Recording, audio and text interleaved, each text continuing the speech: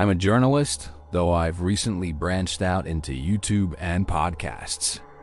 In early December of 2021, a podcast producer contacted me about an assignment. There was a town in Missouri that no one could ever leave. No one had been able to leave for decades. And there was a story behind it that I can't even begin to explain. It sounded like a made-up horror story, so I turned it down. But a few days later, the podcast producer sent me a video. And guess what? I was back where I started. They discussed a prophecy saying that I was the chosen one who would end their curse. I started running. I could hear the whistle blow in the distance. As I approached the train, the cars began to pass by. The train seemed to be heading into the unknown. I couldn't believe how stupid I'd been. Here I was, stuck on a train with a bunch of scary monsters. The sun was shining and birds were singing. The train was gone and so were the monsters. I raced through the streets, dodging between parked cars and leaping over cracks in the sidewalk. His mask was adorned with strange symbols and his eyes burned with an unearthly glow. "Join us," he beckoned. "Become one of us."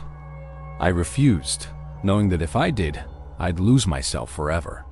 Behind me, I heard footsteps pounding on the pavement. Their heavy steps echoed in my ears, urging me to run faster. I glanced over my shoulder and saw a group of masked figures gaining on me. Their faces were hidden behind dark, featureless masks.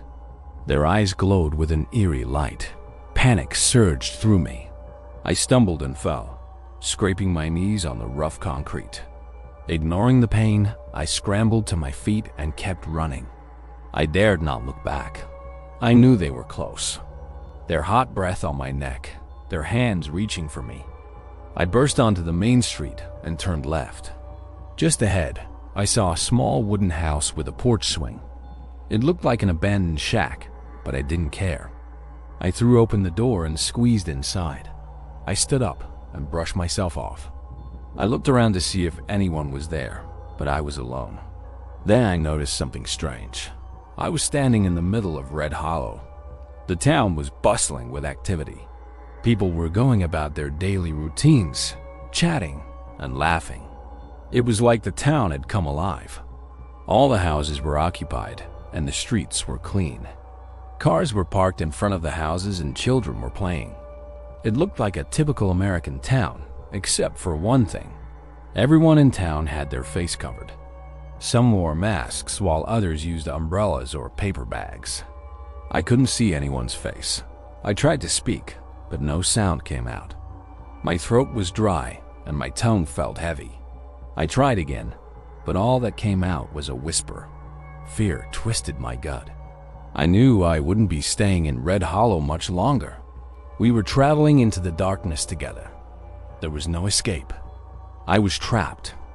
Suddenly, I felt something grab my foot. I looked down, but I couldn't see anything. I did, feeling like a character in one of those horror movies that always seems to end up in the basement. But instead of a basement, I found myself in a tunnel. At the end of the tunnel was a light, and when I stepped into it, I realized I wasn't in Kansas anymore. The train had taken me somewhere else, somewhere that existed outside of space and time. There were no trees, no mountains or buildings anywhere. I couldn't see the sky above me either. The light flickered, and the monsters began to emerge from the shadows. They circled me, their eyes glowing with anticipation. This was the moment I'd been dreading.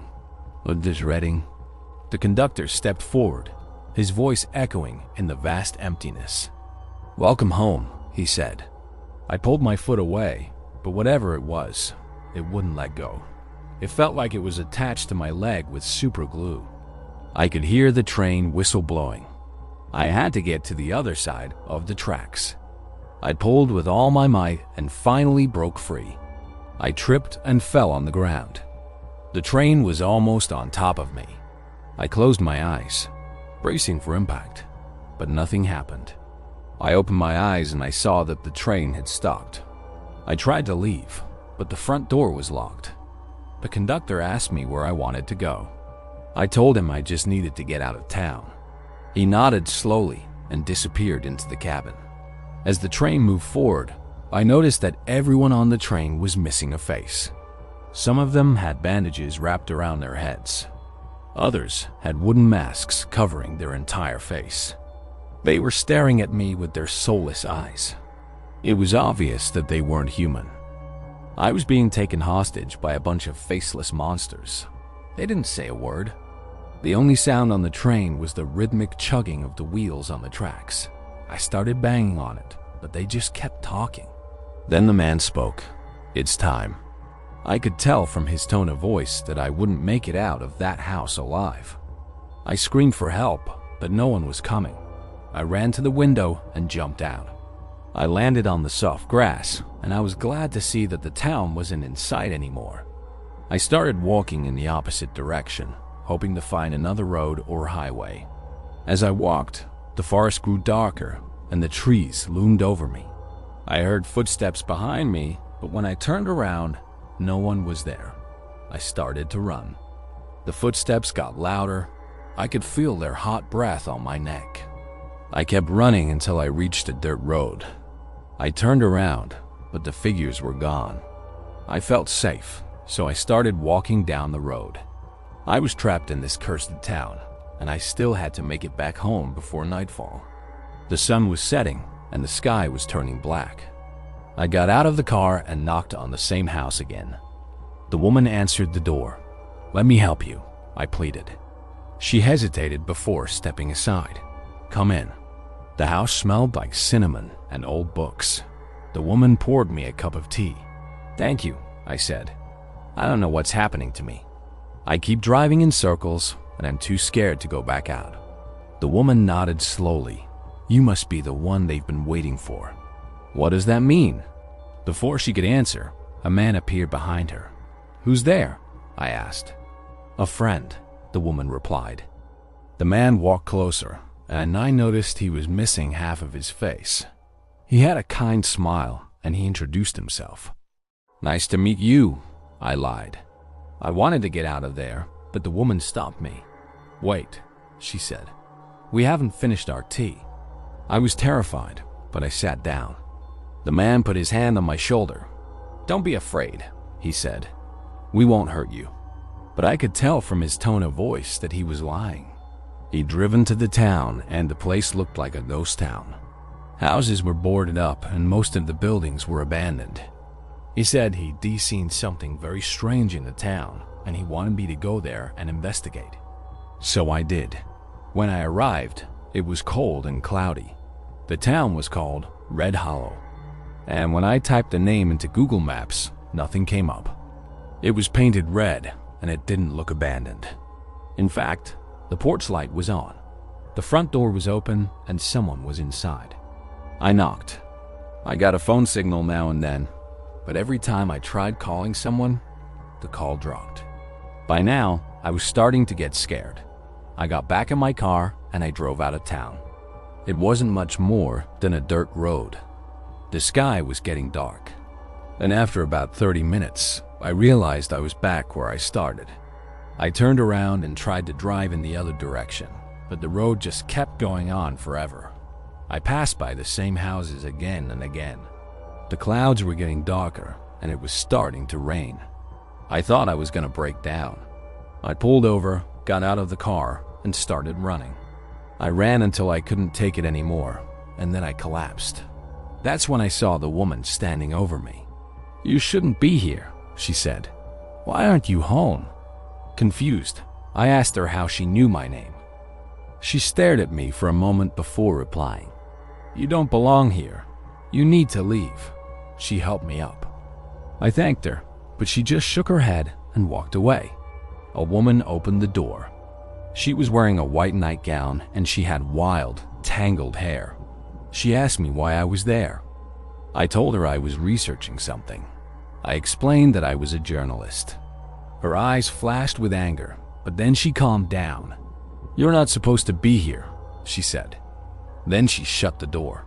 That was odd, but I figured the woman might just be a bit crazy.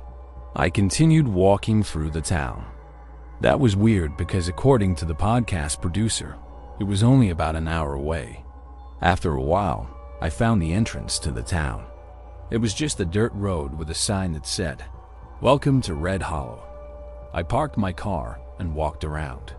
The first thing I noticed was that all the houses were abandoned except for one. Everything was deserted and the wind was picking up. I could hear the trees swaying in the distance. At this point, I was sure I was losing my mind. I got back in my car and started driving. They talked about me as if I weren't there. Soon enough, I saw a train in the distance. It was chugging along the tracks, slowly gaining on me. I was about to board the train when I realized something terrifying. All the passengers were silent. They weren't making any noise at all. I stepped onto the train. As we traveled deeper into the darkness, I realized that this journey would take me far beyond the boundaries of the known world. Then the conductor appeared in the doorway. He motioned for me to follow him. That's when I woke up. I was lying on the ground next to the train tracks. I ran as fast as I could. I didn't want to be trapped there forever. Suddenly, a deep voice boomed behind me. Nowhere to run. I whirled around to face my pursuers. The leader stepped forward.